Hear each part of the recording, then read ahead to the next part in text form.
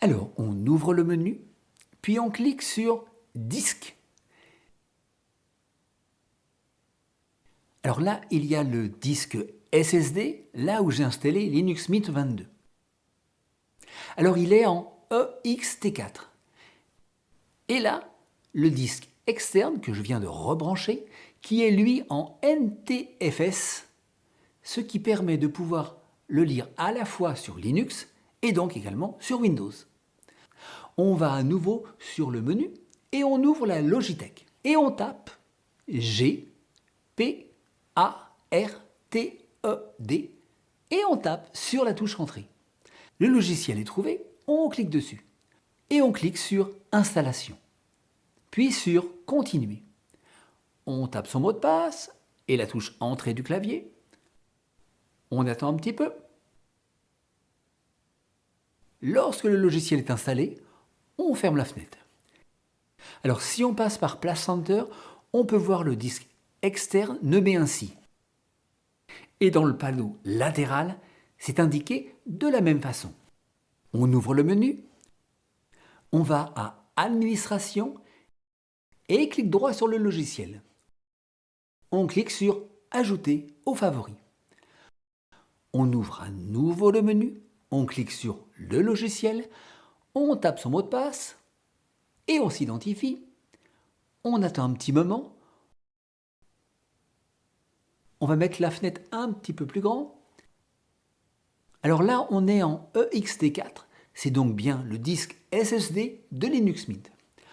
Et en haut, à droite, si on déploie, il y a l'autre disque. Là, on peut voir qu'il est bien en NTFS, c'est bien le disque externe de sauvegarde. Alors, on le sélectionne, puis on fait un clic droit et on clique sur Démonter. On attend un petit peu. On resélectionne le disque et à nouveau, clic droit. Là, on clique cette fois sur Étiqueter le système de fichiers.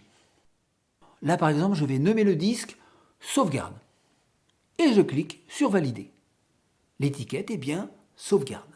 Alors maintenant, je clique sur cette icône verte et je clique sur Appliquer. Le travail se réalise. Succès, je ferme.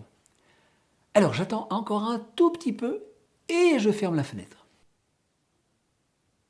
Alors on peut voir maintenant que dans le panneau latéral, que le disque s'appelle maintenant Sauvegarde. Plus facile à identifier. Par contre, si je vais à Place Enter, là il n'y a rien. Alors on doit cliquer dessus pour le remonter. On attend et il s'ouvre. La petite flèche indique qu'il est bien monté. On retourne à Place Enter et le disque est bien là. Maintenant, admettons qu'on désire faire une sauvegarde. Pour cela, voir la vidéo précédente, la 57. Alors on clique pour lancer la sauvegarde et erreur en rouge. Alors si on clique ici, on peut voir que le disque n'existe pas. Alors on ferme et là aussi. Alors en fait, avant, le disque se nommait ainsi. Mais on a changé son nom. Donc il n'est tout simplement plus reconnu. Donc on clique sur Ouvrir et dans le panneau latéral, on clique sur le disque Sauvegarde. On clique sur le dossier Sauvegarde-Home, puis sur Ouvrir. Alors cette fois, si on lance la sauvegarde, plus de problème et elle se termine bien avec succès. On peut maintenant cliquer sur la flèche pour éjecter le disque avec son nouveau nom. On clique sur la notification et on débranche le disque.